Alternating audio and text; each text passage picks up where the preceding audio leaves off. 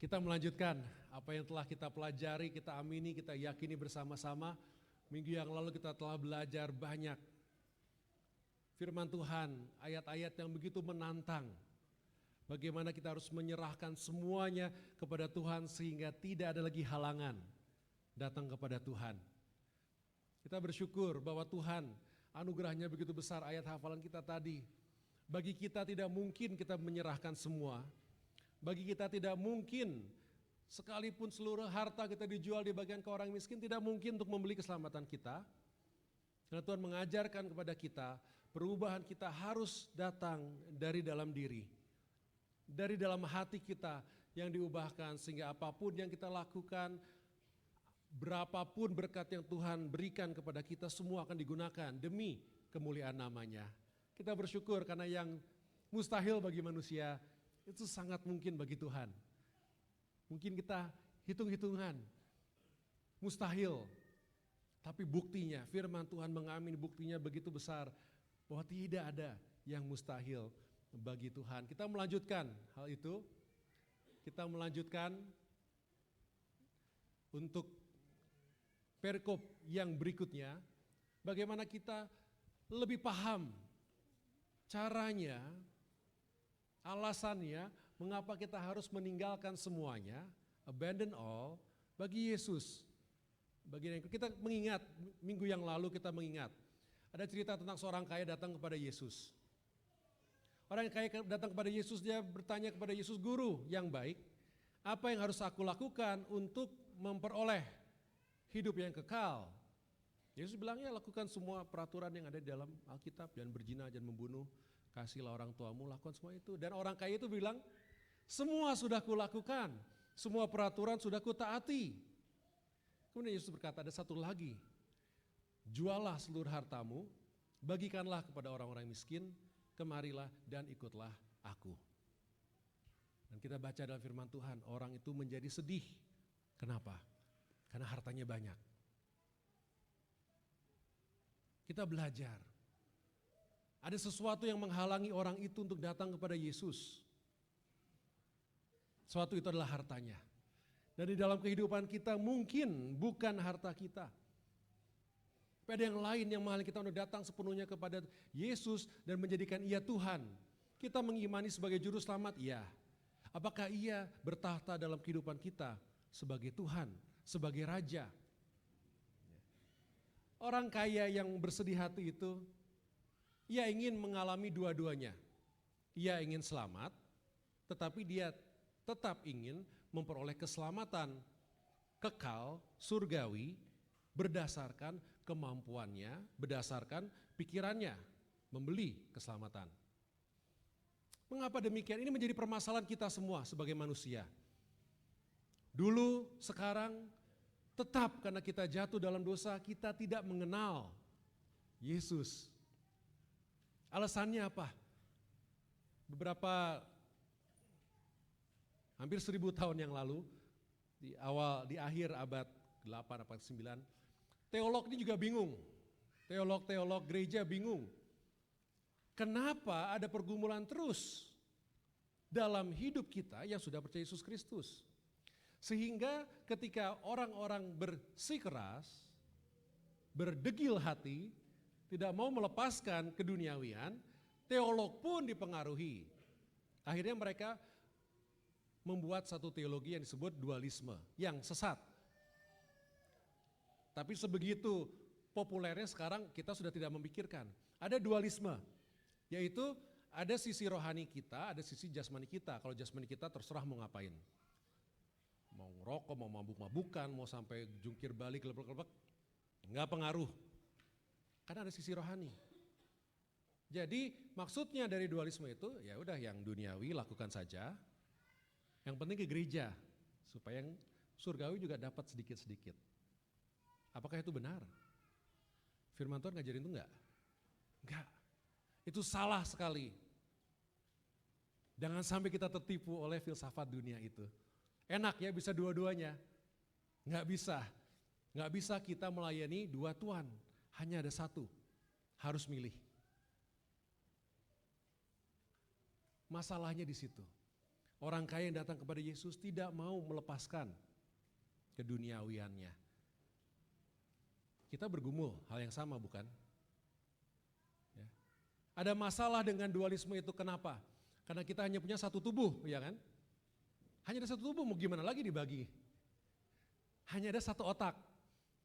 Nggak bisa kayak Nokia yang covernya itu bisa diganti-ganti gitu. Nggak bisa, kita nggak bisa kan. Baju bisa, tapi dalam nggak bisa. Nggak bisa mau ke gereja otaknya otak yang masih bersih ditaruh. Tluk. Nanti habis ini ditaruh lagi supaya tidak mengganggu nanti keduniawian kita, kasih otak duniawi. Nggak bisa. Tubuh kita hanya satu, otak kita satu, jiwa kita hanya satu, roh kita hanya satu. Roh yang dipakai untuk berhubungan Tuhan juga ada dalam kita ketika kita berbuat dosa. Kita harus melepaskan salah satu. Sorry.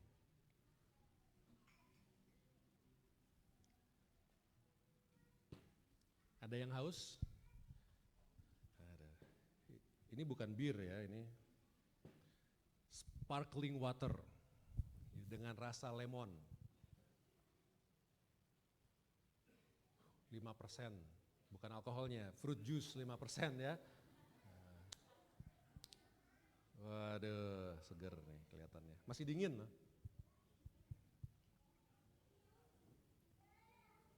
Enak. Jadi mau? Enak ya?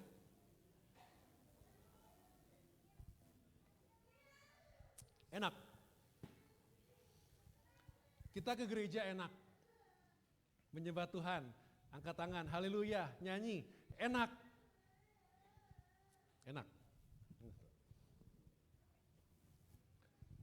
Ini Starbucks-Starbuckan ya, karena Starbucks aslinya udah nggak dijual, nggak tahu udah cari kemana-mana. Katanya lebih enak dari Starbucks. Dari Thailand. Kopi susu Thailand. Nih, saya buka dulu. Mau? Mau? Nanti ke Starbucks aja.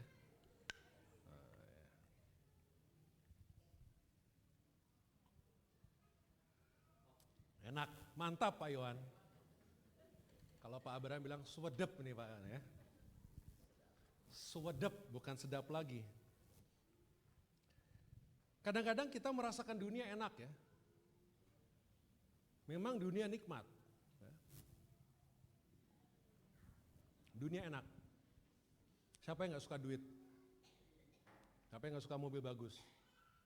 Siapa yang gak suka apa lagi? Have fun. Siapa yang gak suka senang-senang, joget-joget? Semua suka, nikmat.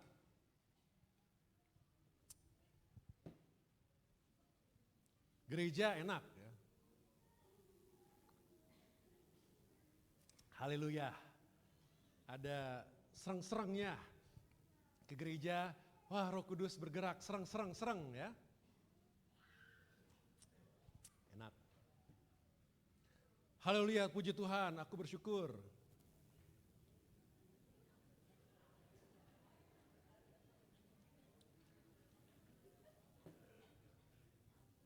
Siapa yang ngalangin mobil saya parkir?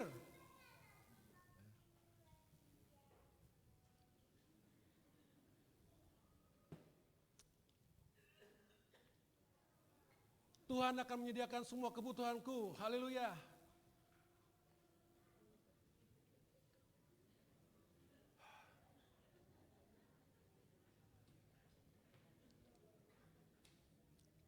Besok mau makan apa ya? Bingung. Gimana bayar rumah? Gimana bayar sekolah?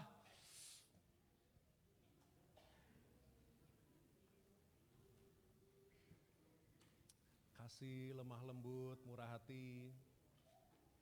Aku mengasihimu, kasih. Ngalah, gak apa-apa.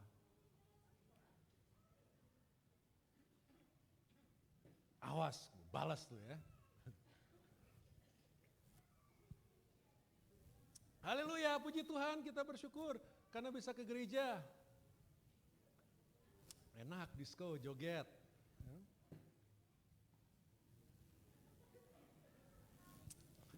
Firman Tuhan sungguh memberi kekuatan pada pagi hari, baharu setiap hari.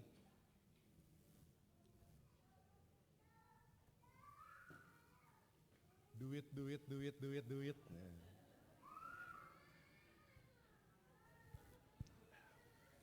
Mau coba? Abandon all for Jesus. Yeah. Amin, kita serahkan semua bagi Yesus. Amin.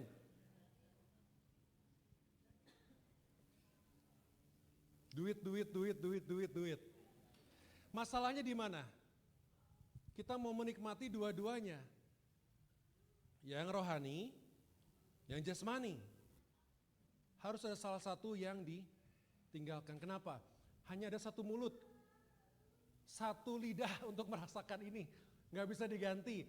Lidah ini nggak bisa.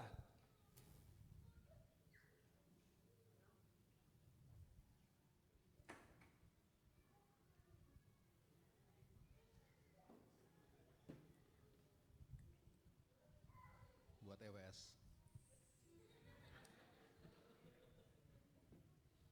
Bisa nggak kita campur yang duniawi dan surgawi? Neil tadi mau ngerasain. Ya. Kita lihat.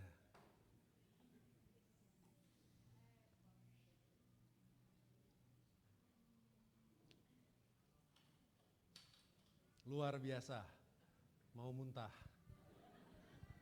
Kalau nggak percaya boleh coba, silakan. Atau ambil gelas nanti saya tuangin. Masalahnya di situ. Mengapa kita bergumul untuk meninggalkan semua bagi Yesus? Kita masih mau dua-duanya. Ya, apa yang Yesus bilang? Mau panas-panas, dingin-dingin, jangan suam-suam kuku. Kayak begini. Manis-manis, pahit-pahit. Enak-enak, pahit enak gitu ya. Nggak bisa dua-duanya. Rasanya nggak enak. Kalau nggak percaya silakan minum. Rasanya nggak enak betul. Mulut saya akan rusak sepanjang hari. Dan itu yang Tuhan rasakan ketika kita masih mau setengah kaki di dunia, setengah kaki masih mau di surga. Mau dua-duanya. Tidak bisa, harus pilih salah satu. Dan orang pintar pilihnya surga, bukan tolak angin. Orang pintar pilihnya surga. Karena jauh lebih berharga kita pelajari. Tuhan ingin memberikan kepada kita harta surgawi yang jauh lebih berharga daripada kenikmatan duniawi. Apakah kita percaya itu sehingga kita bisa meninggalkan segala sesuatu? Jangan ada sampai halangan kita kepada Tuhan. Rasanya yaki, gak enak, ingin muntah, gak enak, benar. Di mulut gak enak, di perut juga gak enak sekarang. Ya. Kalau permisi nanti Pak Iwan terusin ya. Gak enak rasanya. Kita lihat Markus 10 ayat 28 sampai 31. Kita lanjutkan pengertian kita dari apa yang kita pelajari kemarin. Ayat 28 firman Tuhan berkata, setelah kejadian dengan orang kaya ini yang akhirnya pergi dengan sedih hati, tapi ada pengharapan bagi kita bahwa bagi manusia hal itu tidak mungkin, tetapi bukan demikian bagi Allah sebab segala sesuatu adalah mungkin bagi Allah. Setelah itu Petrus berkata kepada Yesus, kami ini telah meninggalkan segala sesuatu untuk mengikut Engkau.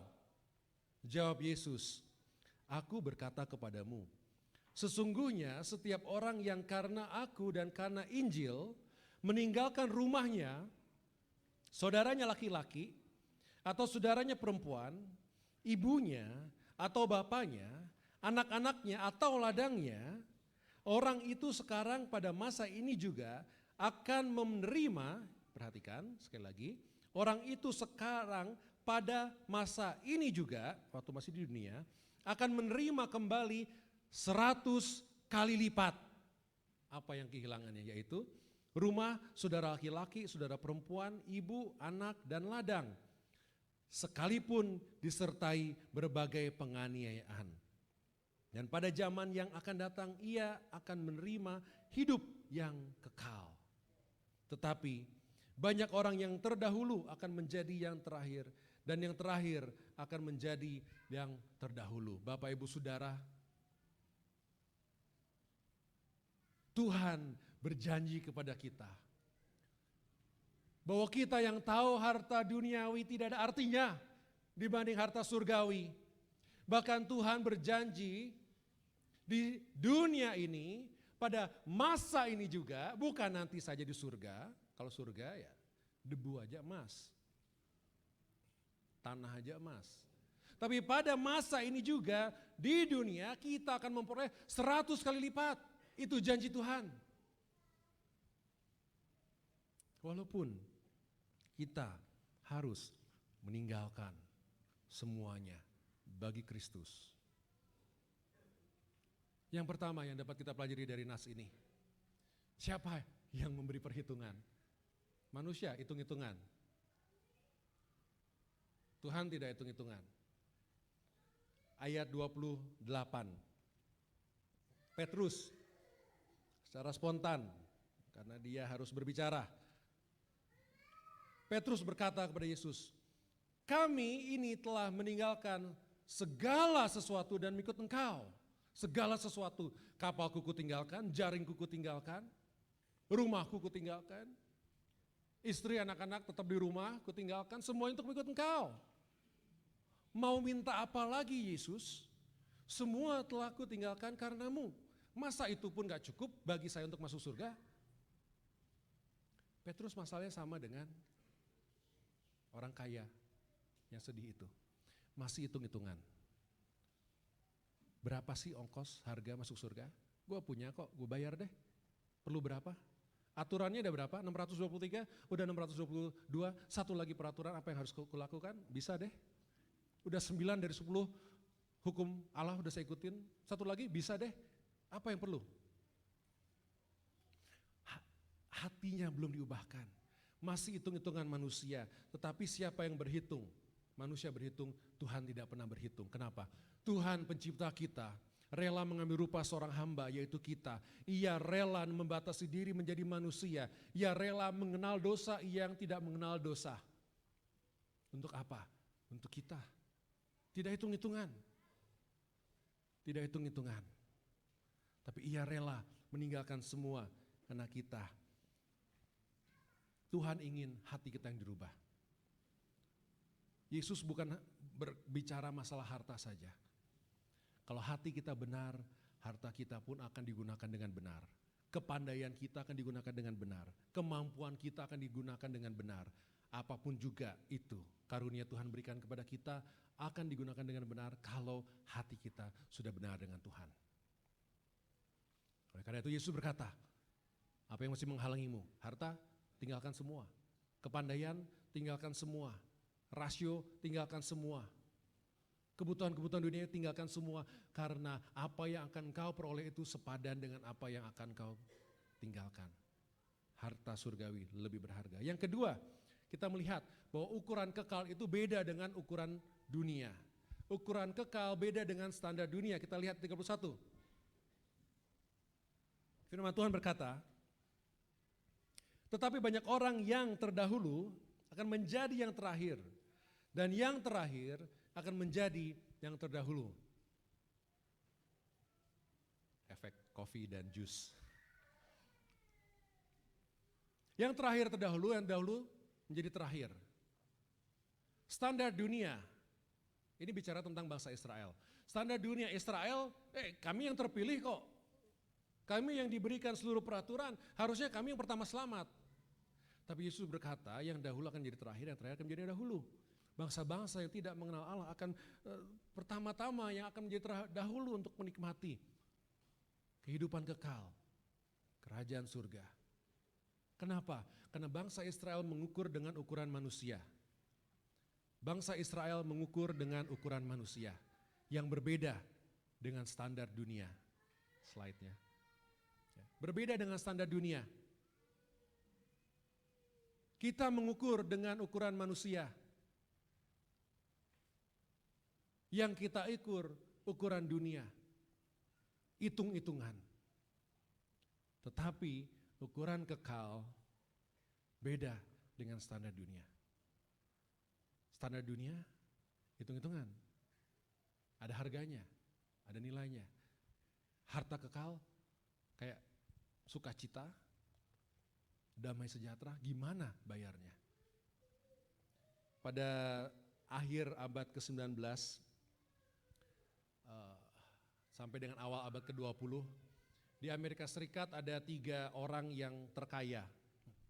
3 orang terkaya, Carnegie, Rockefeller, sama JP Morgan. Sampai sekarang pun masih berdiri banknya JP Morgan. Banknya bank. Bukan banknya Bang Iwan, bukan. Banknya bank ya. Banknya Bank Tama, bukan. Banknya bank, jadi bank minjem duit ke bank. Namanya JP Morgan, sampai sekarang masih ada. Dulu, waktu awal kejayaan mereka, waktu mereka masih muda, mereka sangat berambisi. Berlomba-lomba, Carnegie sama Rockefeller, berlomba-lomba menjadi yang terkaya di Amerika Serikat. Pada masa kejayaannya, Rockefeller punya harta, perhatikan, punya harta yang lebih besar daripada kalau kita menjumlahkan hartanya Bill Gates, nomor 1, hartanya Zuckerberg, ya Facebook gitu, hartanya yang punya Walmart siapa namanya? Lupa saya orang tuh.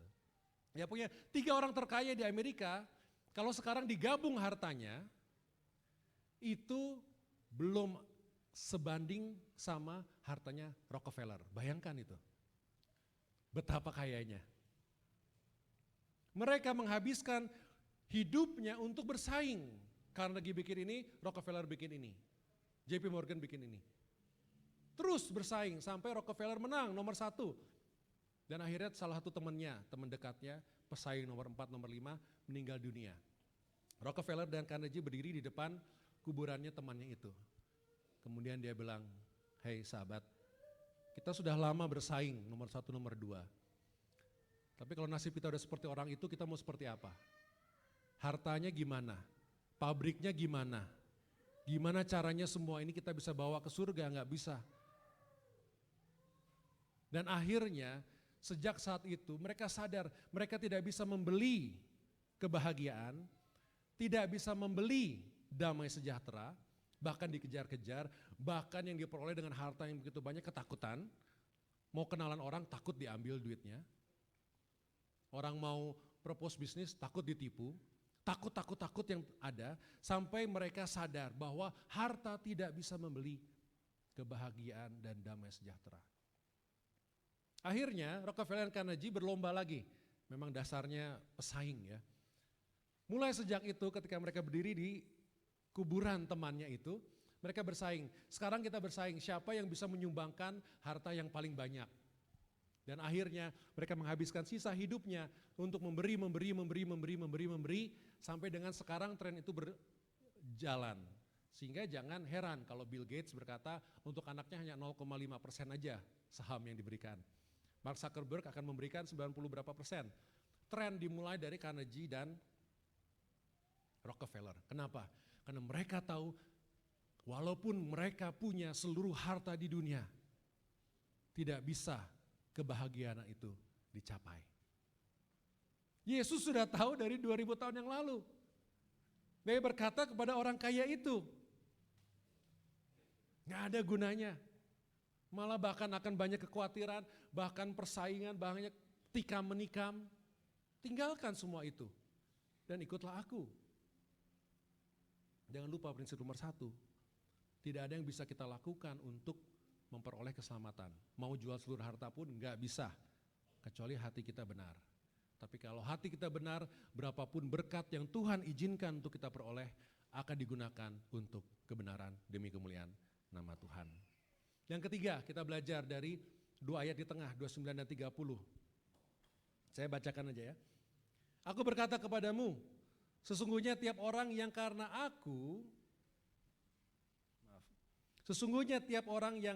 aku dan karena Injil meninggalkan rumahnya, saudaranya laki-laki atau saudaranya perempuan, ibunya atau bapaknya, anak-anaknya atau ladangnya, orang itu sekarang pada masa ini juga akan menerima kembali 100 kali lipat. Rumah, sudah laki-laki, sudah perempuan, ibu, anak, dan ladang, sekalipun disertai berbagai penganiayaan, dan pada zaman yang akan datang ia akan menerima hidup yang kekal. Apakah kita sudah menggunakan kehidupan kita untuk perkara surgawi, harta surgawi? Sudah? Atau kita masih fokus mengejar dunia? Minggu yang lalu kita umat Kristen Indonesia berduka cita ya. Ada 2 pendeta besar meninggal. Kalau yang dekat dengan baptis, pendeta Kris Marantika yang meninggal ya. Banyak orang yang sudah disentuh oleh beliau. Beliau pendiri STII, UKRIM. Banyak orang yang karena pelayanannya, dedikasinya telah disentuh. Ketika beliau meninggal tentu secara manusiawi sedih. Tapi semua orang senang karena dia sudah di surga. Tapi sedih. Kenapa? Karena pelayanan pendeta Kris Marantika sungguh-sungguh menyentuh hatinya. Mengubahkan. Sehingga banyak orang bisa menyembah Tuhan karena pelayanan beliau. Apa yang kita kejar?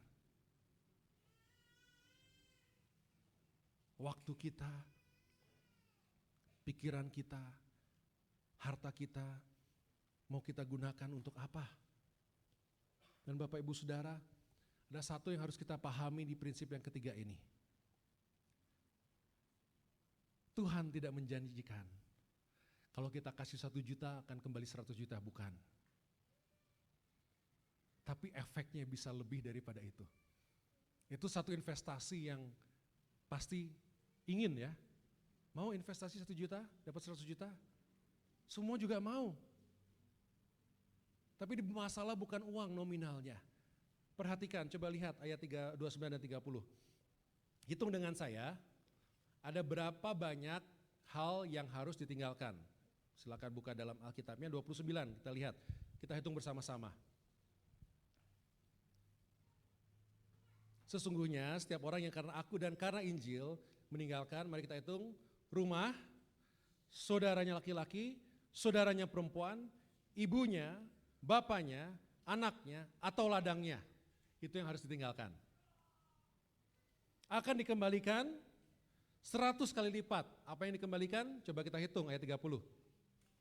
Rumah, saudara laki-laki, saudara perempuan, ibu, anak, dan ladang. 7:6, ada 1 yang tidak ada di list yang kedua. Apa? Hah? Apa? Bapaknya kemana? Kenapa? Karena Yesus sedang berbicara tentang gereja. Siapa kepala tubuh gereja? Kristus. Kalau kita masuk dalam kerajaan surga, kita belajar tahun yang lalu dalam kitab Efesus mengatakan bahwa kita layak disebut anak-anaknya. Kenapa? Karena ketika kita percaya kepada Yesus Kristus, kita telah diadopsi sebagai anak. Jadi Bapa kita hanya satu, yaitu Yesus, Tuhan. Tetapi yang lainnya kita akan memperoleh 100 kali lipat. Itu gereja. Kita dapat ibu yang baru, walaupun laki-laki juga care untuk anak, kita dapat bapak ibu baru. Kita dapat saudara perempuan, saudara laki baru, walaupun harus kita tinggalkan, karena kita sekarang sudah tidak percaya kepercayaan kita yang lama, sehingga diusir dari rumah.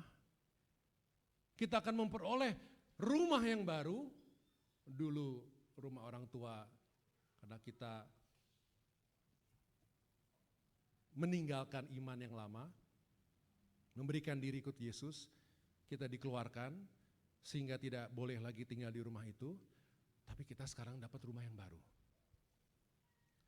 Bisa nginep di mana saja, bisa di rumah saya, bisa di rumah Pak Abraham, bisa di rumah yang lainnya. Karena kita punya keluarga di sini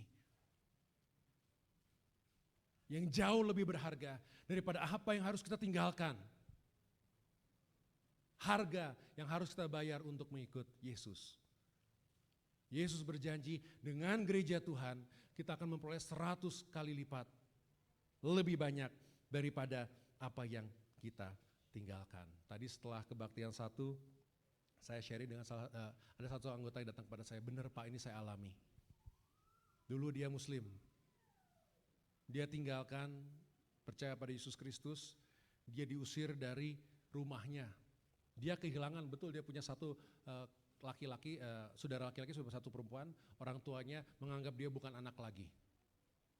Sekarang dia bilang, Pak, kalaupun diukur dari ukuran manusia, saya yang segini-segininya jauh lebih berhasil daripada saudara-saudara saya. Baru ukuran manusia, belum kebahagiaan, belum sukacita, damai sejahtera dan keluarga. Dan betul Pak, saya punya 2 ibu rohani yang merawat saya lebih care, lebih peduli daripada ibu saya. Saya punya teman-teman, saudara-saudara seiman. Itulah harta yang dijanjikan Tuhan bagi kita apabila kita percaya iman pada Yesus Kristus. Bersama-sama sebagai umat Tuhan di gereja ini. Pertanyaannya, hai gereja, kita gereja, kalau kita adalah cicipan akan surga, apakah kita sebagai gereja Tuhan sudah rasanya seperti surga? Perundungan bagi kita. Kenapa rasa kita sebagai gereja tidak bisa seperti surga? Kenapa?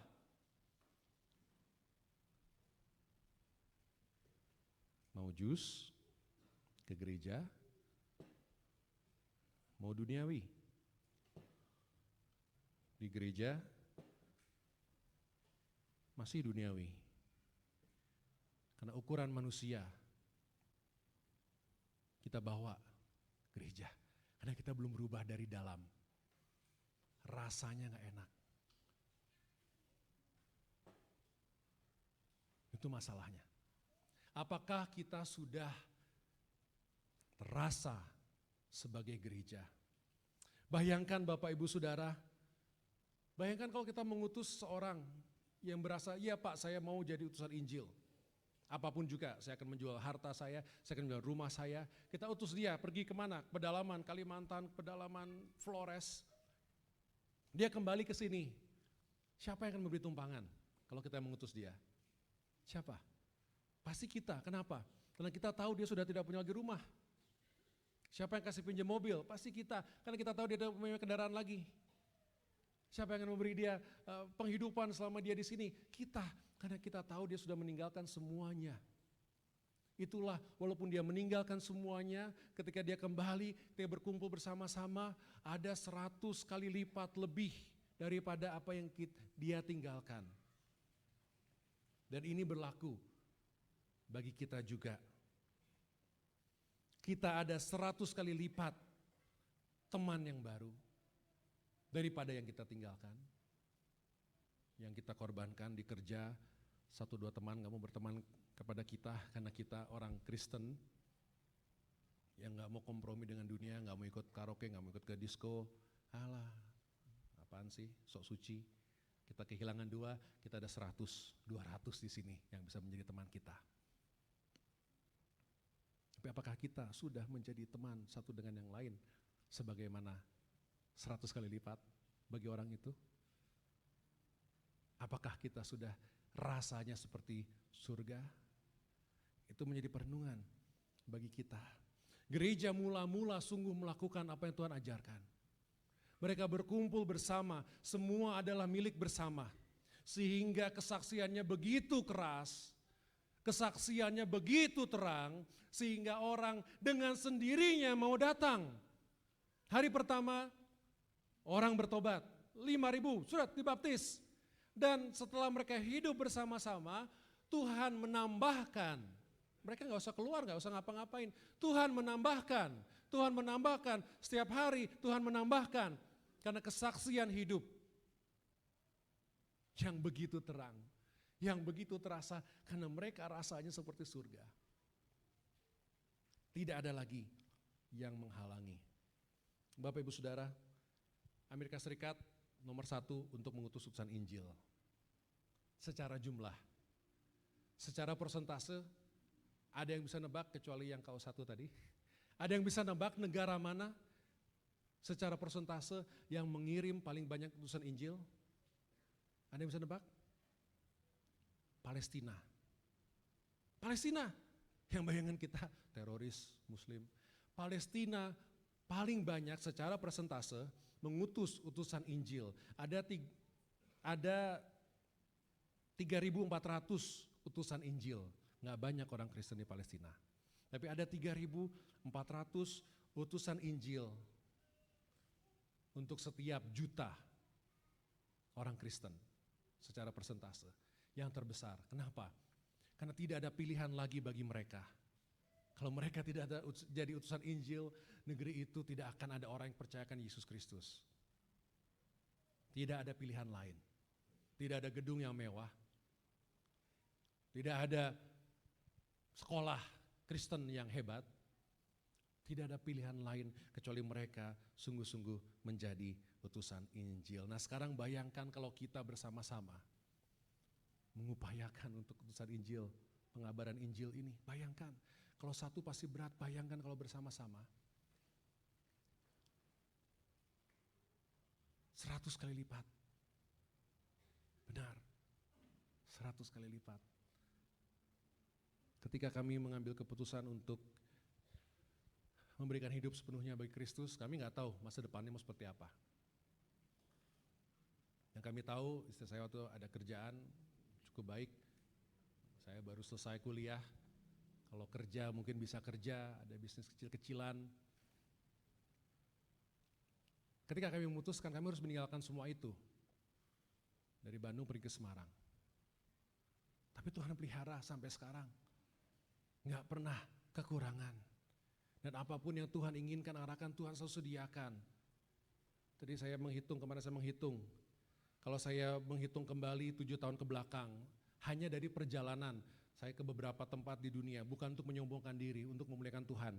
Kalau saya menghitung semua ongkos yang sudah keluar untuk biaya saya kemana-mana, lebih dari 200 juta. Bisa beli mobil baru. Tapi bukan uang saya. Waktu saya mau ke Amerika Serikat yang pertama kali untuk mengikuti konferensi dunia, teman dari Amerika, tiba-tiba tanpa saya email, dia email saya. Kamu lagi ada kebutuhan apa? Enggak ada kebutuhan apa-apa. Pasti ada kebutuhan apa-apa. Ya doain aja, doain kami mau ke Hawaii. Dia bilang butuh berapa ke Hawaii? Enggak butuh. Bisa lihat, enggak butuh. Oh iya kami akan doakan, teman saya bilang itu. Seminggu kemudian, dia berkata kami dalam kelompok sekolah minggu kami, di kelas sekolah minggu kami, sedang berdoa untuk kamu Ardi. Dan kami tergerak untuk ngumpulin persembahan supaya kamu bisa berangkat ke Honolulu, ke Hawaii. Ada teman juga kamu bisa nginep sama dia. Bilang, waduh gak usah. Dan tahu gak jumlahnya? Persis 1.400 yang saya butuhkan untuk beli tiket ke sana. Padahal saya gak pernah bilang ongkosnya berapa. Mereka ngumpulin bersama-sama umat Tuhan, tubuh Kristus. Sehingga saya bisa pergi. Dan setiap kali selalu kejadiannya sama seperti itu. Ketika bersama-sama orang-orang mengumpulkan, bekerja sama, menjadi ringan beban yang harus kita pikul. Tapi masalahnya apakah kita sudah punya hati untuk dipakai oleh Tuhan untuk meninggalkan segala sesuatunya bagi Tuhan, bagi Injil Kristus, apapun harga yang harus kita bayar. Apakah sebagai gereja kita sudah baunya, harumnya, rasanya sudah seperti surga yang Tuhan janjikan 100 kali lipat bagi setiap orang yang meninggalkan semuanya bagi Kristus? Apakah kita sudah rasa seperti itu? Ada seorang utusan Injil terkenal, namanya Hudson Taylor. Dia adalah utusan Injil ke negeri Tiongkok. Dari Inggris diutus. Di Tiongkok dia tidak punya apa-apa. Dia mau menjangkau orang-orang situ, harus jual rumahnya, harus jual seluruh hartanya, supaya dia bisa membiayai dia dan keluarganya tinggal di Tiongkok. Ketika dia punya 3 anak, dia merasa anak-anaknya mungkin tidak akan memperoleh perawatan yang baik di situ. Akhirnya dikirim 3 anak itu kembali ke Inggris. Apa yang terjadi? 2 dari 3 anaknya meninggal. Kenapa? Karena gak ada orang tua yang merawatnya. Mereka kehilangan menjual rumah, menjual seluruh harta, meninggalkan orang tua, kakak adik ditinggalkan, teman-teman ditinggalkan, teman-teman hangout ditinggalkan, untuk menjadi utusan Injil. Kehilangan 2 anak, bayangkan orang tua, kehilangan 2 anaknya. Tetapi pada akhir hidupnya, dia mencatat satu memo. Demikian bunyinya kalau diterjemahkan. Saya tidak pernah berkorban sedikit pun bagi Kristus. Walaupun dia kehilangan rumah, harus meninggalkan harta, teman, kenyamanan di Inggris, kehilangan 2 anaknya, dia berkata, saya tidak pernah melakukan sedikit pun pengorbanan bagi Kristus. Kenapa? Karena sepadan apa yang dia lakukan. Sepadan ketika orang-orang yang belum pernah mendengar Injil Kristus, jadi mendengar Injil Kristus, percaya, sampai sekarang ada 100 juta lebih orang percaya.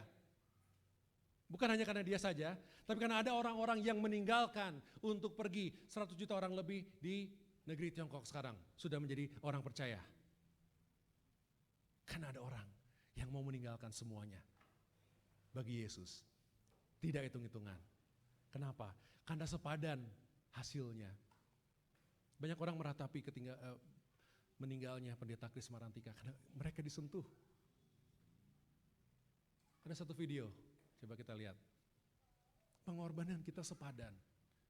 Setiap sen yang kita berikan, setiap detik yang kita curahkan demi pelayanan Kristus, pelayanan Injil Tuhan, sepadan.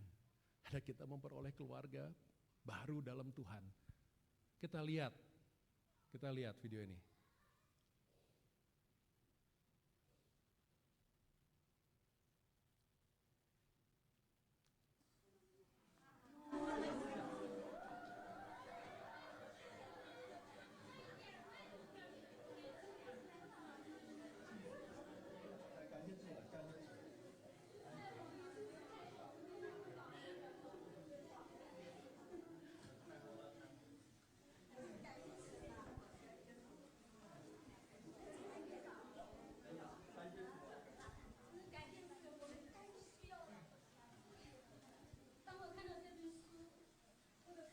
Ini apa yang kita butuhkan.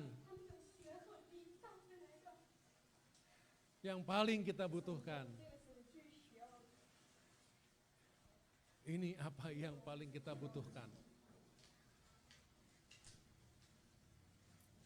Orang-orang yang sudah menanti bertahun-tahun ketika mereka mendengar Injil Kristus, mereka mendengar tentang firman Tuhan, tapi mereka belum punya Alkitab.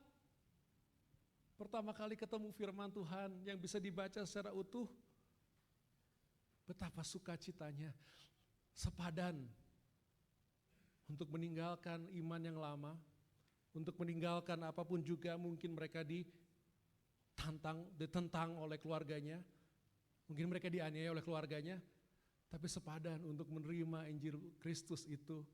Walaupun orang-orang harus menyelundupkan Alkitab ke dalam desa itu, sepadan. It is worth it. Sepadan. Karena kita urusan kekekalan. Sepadan bagi kita untuk bersatu sebagai gereja Tuhan.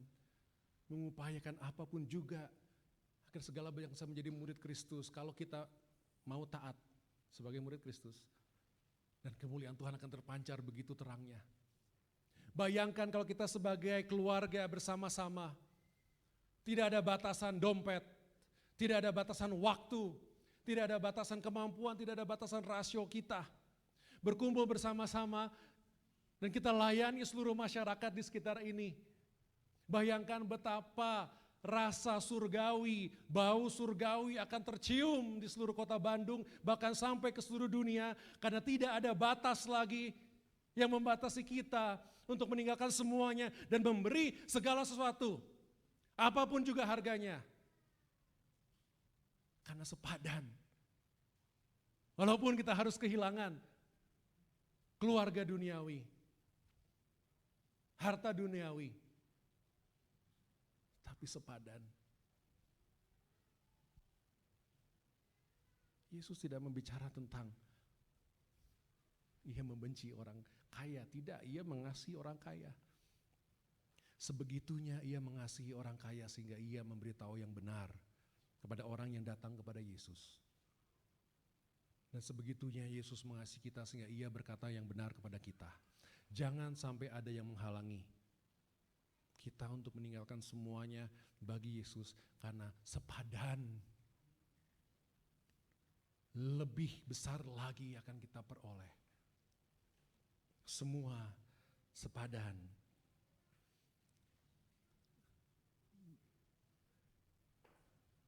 Jangan ada halangan.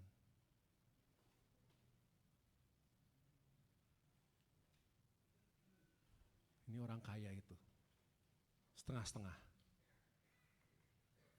Jangan ada halangan. Berubahlah dari dalam hati. Saya ingin mengakhiri dengan satu tantangan bagi kita semua. Pada saat setelah ini, kita akan tundukkan kepala, kita akan berdoa. Ini tantangannya. Ketika kita berdoa, saya mau kita untuk mendoakan satu orang. Tanya kepada Tuhan, Tuhan siapa orangnya? Doakan satu orang yang bukan teman kita, yang kita jarang ketemu. Mungkin kita teman kita tapi kita tidak pernah berbuat baik kepada dia. Satu, kita doakan Tuhan tunjukkan orangnya. Dua, kita berdoa kepada Tuhan, Tuhan apa yang bisa saya korbankan dari diri saya sendiri untuk saya berikan kepada orang itu.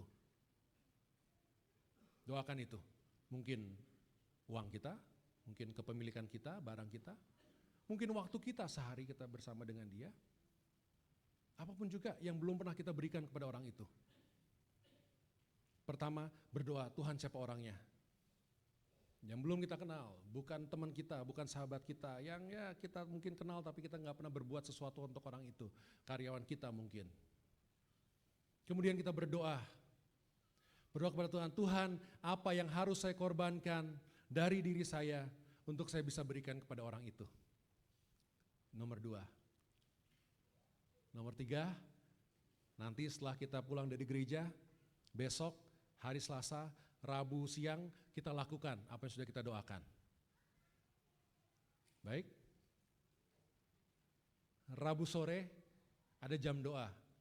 Kita kumpul ke sini, kita kasih kesaksian bagaimana orang itu berubah ketika kita memberikan sesuatu kepada mereka. Apakah tidak sepadan ketika kita melihat sukacita, kesenangan dalam mukanya ketika kita berbuat baik kepada mereka yang kita jarang berbuat apa-apa bagi mereka? Saksikan perubahan yang terjadi dalam hidupnya. Saksikan perubahan yang terjadi dalam hidup kita ketika kita melakukan itu. Itu firman Tuhan, kita belajar taat dari perkara kecil. Saya yakin bahwa ada dari kita yang akan terpanggil bahkan sampai seperti Hudson Taylor sekalipun. Dan itu menjadi mungkin karena kita bersama-sama sebagai keluarga. Bayangkan kalau satu orang diubahkan, kalau kita ada 100 orang di sini, 100 orang melakukan apa yang Tuhan perintahkan. Bayangkan terang, garam yang akan dipancarkan dari kita sebagai keluarga iman. Tidak ada batasnya. Karena kita tidak membatasi untuk berbuat baik kepada orang. Menaburkan benih kasih yang sudah kita terima dari Yesus Kristus. Nah, kita kumpul hari Rabu, boleh jam 2 sampai jam 9, masing-masing kasih kesaksian. Betapa dunia ini berubah. Karena kita taat sama firman Tuhan. Tidak membatasi. Karena Tuhan tidak pernah hitung-hitungan sama kita. Tuhan tidak pernah hitung-hitungan sama kita. Dan apa yang kita peroleh akan jauh lebih berharga daripada apa yang kita korbankan. Senyum, sukacita pada orang yang kita beri akan jauh lebih berharga daripada nilai yang kita korbankan. Jaminlah, percayalah, Itu yang Tuhan ajarkan kepada kita. Nah, kita kumpul, kita pancarkan kemuliaan Tuhan, betapa dunia ini akan berubah. Nah, satu keluarga Tuhan, Gereja Baptis Pertama, taat melakukan firman Tuhan, meninggalkan segalanya, tidak ada halangan lagi bagi Kristus. Mari kita berdoa.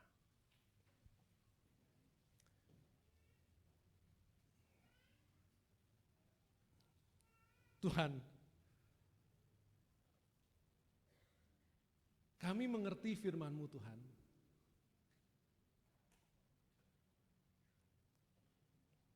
Namun kami sadar terkadang kami masih berdiri di dua tempat. Tapi kami belajar selama 2 minggu ini Tuhan untuk meninggalkan semuanya bagi-Mu Tuhan. Agar tidak ada halangan lagi bagi kami untuk mentaati firman-Mu. Tidak ada lagi halangan bagi kami untuk menjadikan Engkau Tuhan. Bukan hanya juru selamat yang memberi kami hidup yang kekal, tapi juga Tuhan yang bertahta dalam kehidupan kami. Sehingga kami dapat menaati firman-Mu ya Tuhan, seberapapun itu sulit. Seberapapun harga yang harus kami bayar. Karena kami tahu Tuhan kami akan memperoleh jauh lebih banyak Tuhan sesuai dengan janji-Mu. 100 kali lipat Tuhan. Damai sejahtera, sukacita yang kami peroleh karena kami bersama-sama menjadi satu keluarga baru di dalam Engkau. Dan apapun yang harus kami tinggalkan, kami imani Tuhan itu akan sepadan Tuhan, tunjukkan kepada kami pada saat kami melakukan ini. Pada saat kami belajar untuk taat kepada-Mu Tuhan. Nyatakan ini supaya kami dapat melihat Tuhan, sukacita, damai sejahtera yang diperoleh oleh orang-orang yang kami sentuh ya Tuhan. Agar kemuliaan bagi-Mu ketika kami bersatu dapat kami pancarkan. Kami menaati Engkau. Tolong kami Tuhan. Tolong kami Tuhan.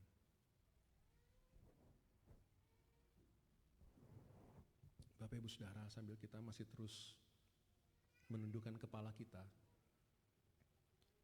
mari kita berdoakan untuk 3 hal itu. Yang pertama kita berdoa, Tuhan tunjukkan orang. Bisa teman, bisa orang yang jarang kita ketemui. Tapi tunjukkan Tuhan, teman yang selama ini saya belum pernah berbuat baik kepada dia. Tunjukkan orang itu, berdoa kepada Tuhan.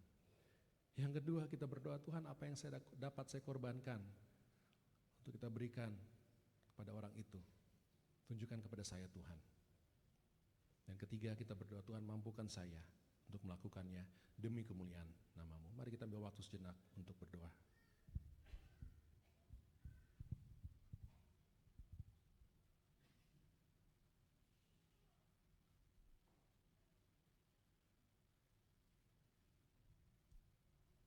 Tunjukkan Tuhan bagi kami. Tunjukkan apa yang Kau inginkan. Mampukan kami untuk melakukan Tuhan.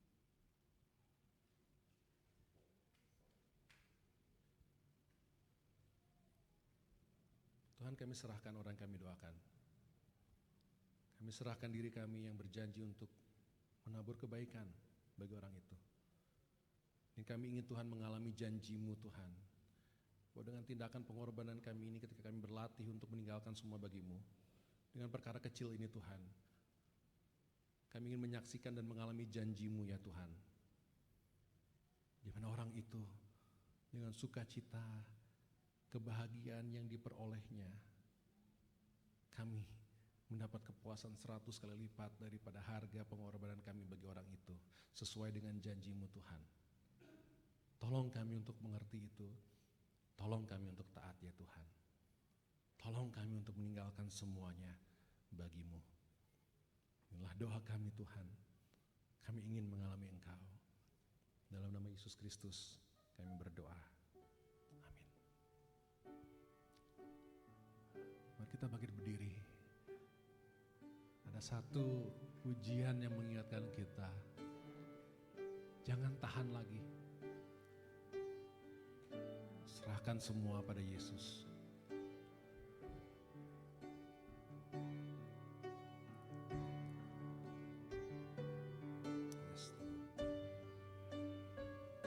Serahkan semua pada Yesus.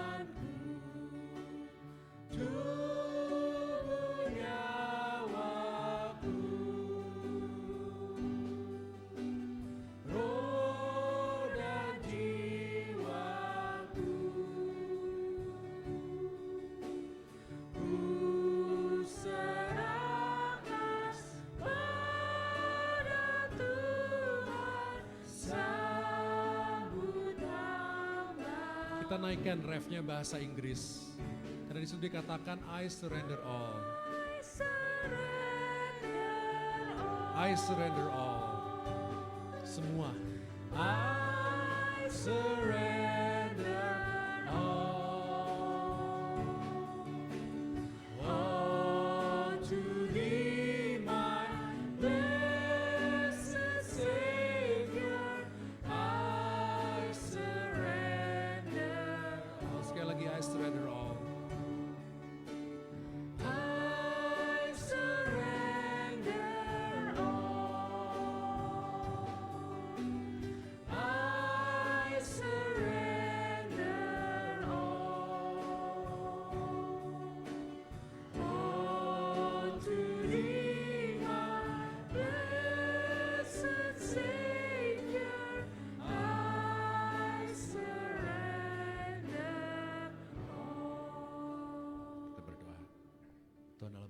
Tolong kami Tuhan. Kami menaikkan pujian ini dari dalam hati kami untuk menyerahkan semua bagi-Mu. Tolong kami untuk mengerti Tuhan. Tolong kami untuk beriman. Tolong kami untuk beriman, untuk terjun bagi-Mu Tuhan. Meninggalkan semuanya, menyerahkan semuanya, to surrender all.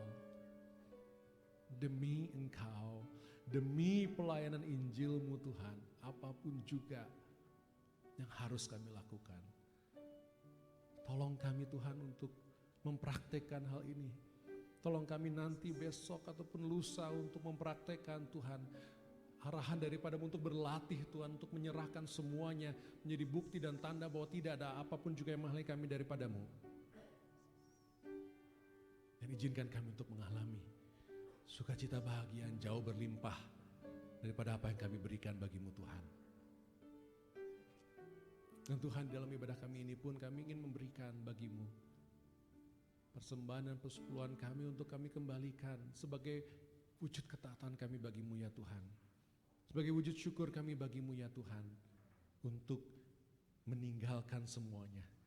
Sebagai bukti nyata bahwa harta kami tidak ada halangan kami untuk datang kepadamu.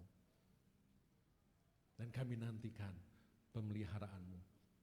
Kami nantikan Tuhan 100 kali lipat sukacita, bahagia, damai sejahtera yang dapat kami peroleh dari satu dengan yang lain di dalam tubuh-Mu ini. Terimalah persembahan kami, persepuluhan kami. Pakailah Tuhan demi keluasan kerajaan-Mu. Walaupun menurut hitungan kami tidak mungkin, nah bagi Engkau semuanya mungkin. Di dalam nama Yesus Kristus kami berdoa. Amin.